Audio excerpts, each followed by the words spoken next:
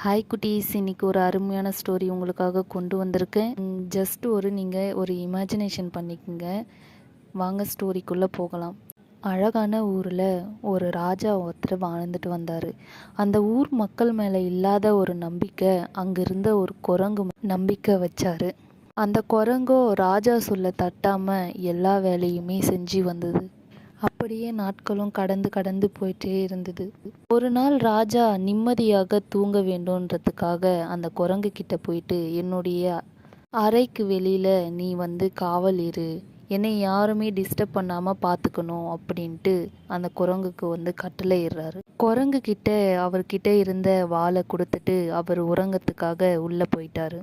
அது நின்னையும் எந்த இதுவும் இல்லாம அந்த குரங்கு காவல் காத்துட்டு இருக்க, எங்கிருந்தோ வந்த ஒரு ஈ ஒன்று ராஜாவோட அறைக்குள்ளே போக ஆரம்பிச்சுது. இந்த ஈ போகிறத பார்த்துட்டு இருந்த அந்த குரங்கு, ஐயையோ ராஜாவை போயிட்டு தொந்தரவு பண்ணி எழுப்பிடுமோ, ராஜாவை நம்ம நல்லா பார்த்துக்க சொன்னாரே அப்படின்னு சொல்லிட்டு புலம்ப ஆரம்பிச்சுது. அது போய் ராஜாவை டிஸ்டர்ப் பண்ணுறதுக்கு முன்னாடி நம்ம போய் அதை கொன்னுடணும் அப்படின்னு சொல்லிட்டு உள்ளே போகுது அந்த குரங்கு.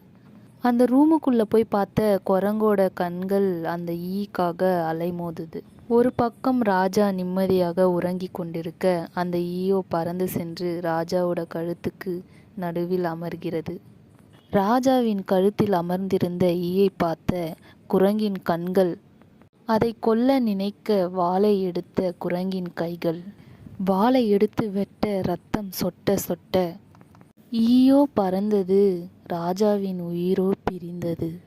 இதிலிருந்து நமக்கு என்ன தெரியுதுனாக்கா, ஒரு வேலையை அவ்வேலைக்கு தகுதியானவர்களிடம் கொடுக்க வேண்டும். என்ன குட்டீஸ், இந்த ஸ்டோரி உங்களுக்கு பிடிச்சிருந்தாக்கா நம்மளுடைய சேனலை லைக் பண்ணிவிடுங்க, சப்ஸ்கிரைப் பண்ணிவிடுங்க. இதே மாதிரி ஸ்டோரி தினமும் இருக்குது உங்களுக்காக.